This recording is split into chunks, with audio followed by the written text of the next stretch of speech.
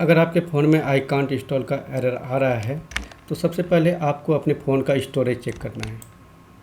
Storage check करने के लिए आपको अपने मोबाइल के सेटिंग पे जाना है।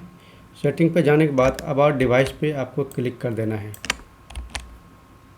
क्लिक करने के बाद आप अपने फ़ोन का स्टोरेज यहाँ से चेक कर सकते हैं। अगर आपके फ़ोन में स्टोरेज अवेलेबल नहीं है, उसके बाद भी आप एप्लीकेशन इंस्टॉल करेंगे तो भी आपके फ़ोन में आई कांट इंस्टॉल का एरर आएगा।